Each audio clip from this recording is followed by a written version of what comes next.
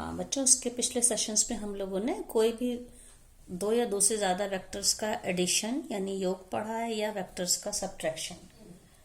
और अब हम देखेंगे कि वेक्टर्स का मल्टीप्लिकेशन ऑफ टू वेक्टर्स एक और ऑपरेशन है। तो जैसे हम कोई भी दो नंबर्स लें तो उनको मल्टीप्लाई करें तो हमें एक नंबर मिलता है, या जो हमने मैट्रिसेस ली हैं उनको अगर मल्टीप्लाई करते हैं, मल्टीप्लिकेशन ऑफ टू मैट्रिसेस आपने देखा एक मैट्रिक्स मिलती है।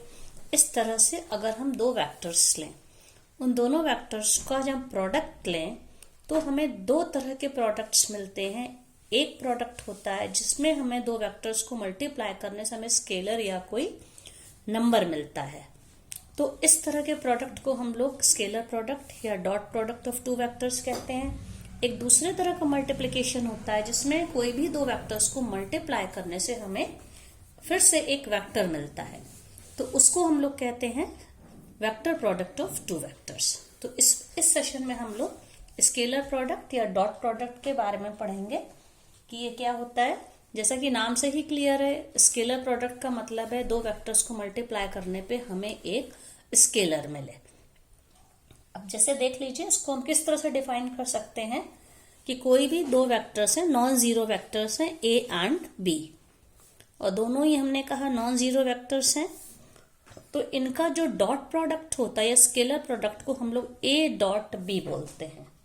और by definition A dot B क्या होता है, magnitude of vector A into magnitude of vector B into angle between the two vectors. आप इस डायग्राम में देख सकते हैं दोनों वेक्टर के बीच में थीटा एंगल है और थीटा की इसका कॉस थीटा, ठीक है। A dot B is equal to magnitude of A into magnitude of B into cos theta, जहां पे थीटा कैसा एंगल है, theta is between 0 to pi, ठीक है, ये इसकी वैल्यू है।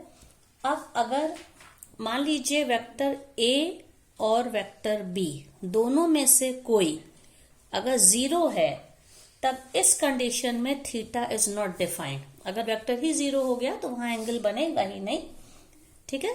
तो मतलब कि ये जो हमारी डेफिनेशन ए डॉट बी की है, ये किसके लिए है, टू नॉन जीरो वेक्टर्स के लिए। अब इसमें हमारे कुछ ऑब्जर्वेशंस होते हैं। सबसे पहला क्या है कि dot product of two vector is always a real number. दो वेक्टर्स को जब हम मल्टीप्लाई करेंगे, इसका डॉट प्रोडक्ट लेंगे तो एक हमेशा रियल नंबर मिलेगा।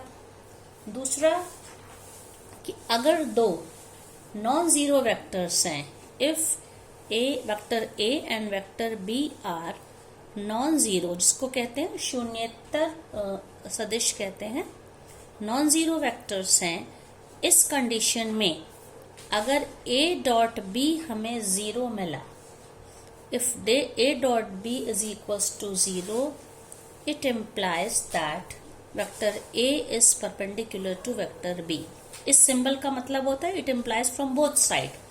If this is true, then if this is true, and if this is true, it implies that this is true. मतलब दो वेक्टर्स का डॉट प्रोडक्ट 0 है, इसका मतलब वेक्टर a और वेक्टर b एक दूसरे के परपेंडिकुलर है। और ऐसा क्यों होगा, cos थीटा यहाँ पे cos 90 डिग्री हो जाएगा, cos 90 डिग्री 0 है तो a dot B overall value 0। इसी तरह से अगर दो वेक्टर्स एक दूसरे के परपेंडिकुलर हैं तो इसका मतलब है कि उसका डॉट प्रोडक्ट हमेशा 0 होगा।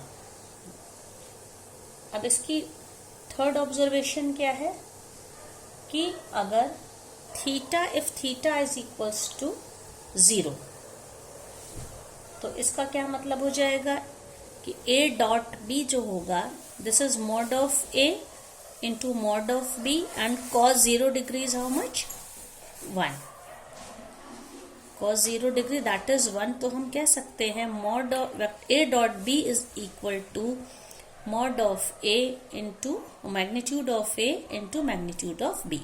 तो ये केस कब होगा, जब दोनों के दो वेक्टर्स के बीच का एंगल 0 है, it means they are collinear vectors, ठीक है।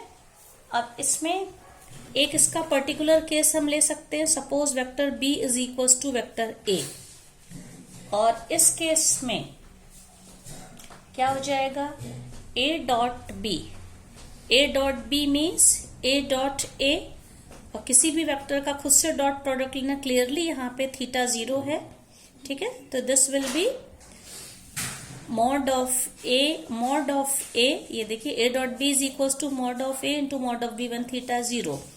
तो जब सेम वेक्टर लेंगे तो यहाँ पे भी थीटा 0 डिग्री हो जाएगा, तो cos 0 डिग्री 1 होगा, mod of A into mod of a, और we can say a dot a is equal to mod of a the whole square.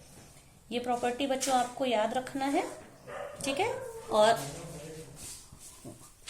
Fourth observation क्या है, if theta is equals to pi 180 degree, तब इस case में क्या हो जाएगा, a dot B is equals to cos की, यहाँ पे कॉस 180 डिग्री क्या होता है -1, सो तो इसकी वैल्यू जब हम जिस फॉर्मूले में रखेंगे mod of a into mod of b and cos 180 degree that is -1, तो -1 होने से a dot b in case of if theta is equals to pi क्या हो जाएगा, minus of mod of a and mod of b। और इसमें इस case में किसी दो वेक्टर्स इस तरह से हैं कि उनके बीच में 180 डिग्री का एंगल है, तब हम कह सकते हैं इसका एक स्पेसिफिक केस हो जाएगा, a डॉट किसी वेक्टर का उसके नेगेटिव के साथ अगर हम डॉट प्रोडक्ट लेंगे तो क्या हो जाएगा, ये minus of mod of a the whole square, because theta is equals to pi है।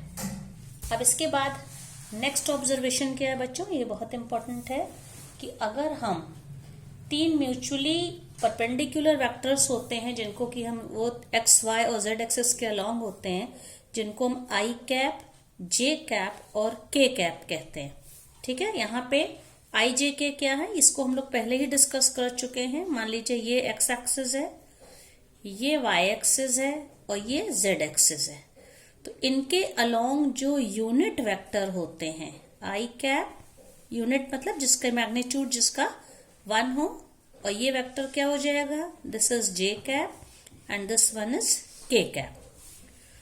तो और ये तीनों एक दूसरे के साथ 90 डिग्री का कोण बनाते हैं, तो इसका मतलब ये है कि अब हम इसमें आई डॉट आई लें, आई कैप डॉट आई कैप लेंगे, तो इसका क्या मतलब हो गया, आई क्योंकि ये यूनिट वेक्टर है इसलिए इनका मॉड या मॉड्यूलस, इनका मैग्नीट्यूड इनका 1 है।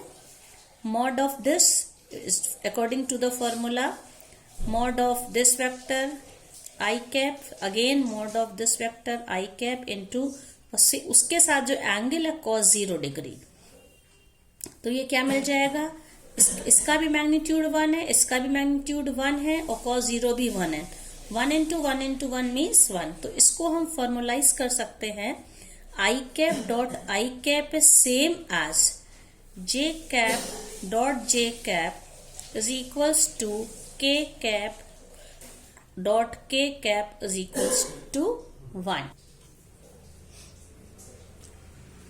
इसी तरह से बच्चों हम इसी में ले सकते हैं, एक और है, ये तीनों जो म्यूचुअली परपेंडिकुलर यूनिट वेक्टर्स आई जे के अलोंग 3 एक्सिस, हम एक का किसी दूसरे के साथ अगर हम डॉट प्रोडक्ट लें, i dot j is equals to i cap dot j cap is equals to j cap dot k cap is equals to k cap dot i cap.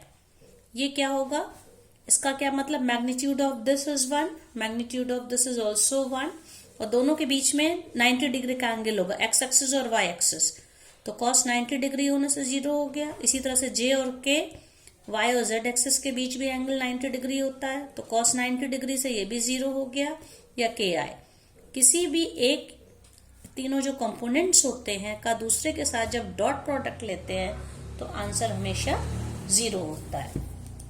Next है, कोई भी दो नॉन जीरो वेक्टर्स अगर a and b हैं तो इनके बीच का जो एंगल है अगर थीटा है, इसके लिए कॉस थीटा क्या होगा, जैसा कि ये डायग्राम में दिखा रहे हैं, तो कॉस थीटा क्या हो जाएगा, a dot B divided by magnitude of a into magnitude of b। क्योंकि इस फॉर्मूले से अगर हम देखेंगे कॉस थीटा यहाँ लेंगे तो ये दोनों इसके साथ यहाँ डिवीजन में आ जाएंगे, या इसको कह सकते हैं theta is equals to cos inverse a dot b upon magnitude of a vector a and magnitude of vector b। अब हमें इसमें एक लास्ट बात एक और याद रखनी है कि ये जो scalar product of two vectors होता है ये कॉम्यूटेटिव होता है, मतलब कि ये क्रम विनिमय होगा। It means a dot B is same as b dot a।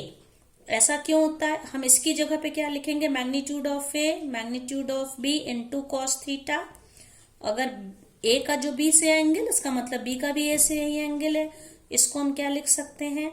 Magnitude of a magnitude of b into again cos theta. तो दोनों को कंपेयर करेंगे तो इसका मतलब है a dot B same as b dot a। और इसको हम यहां पर भी लिख सकते हैं i dot j is same as j dot i, j dot k is same as k dot j cap, k cap dot i cap is same as i cap dot k cap. In the same way इसी तरह से हम लोग इस कह सकते हैं ये कॉम्यूटेटिव लॉ को फॉलो करते हैं।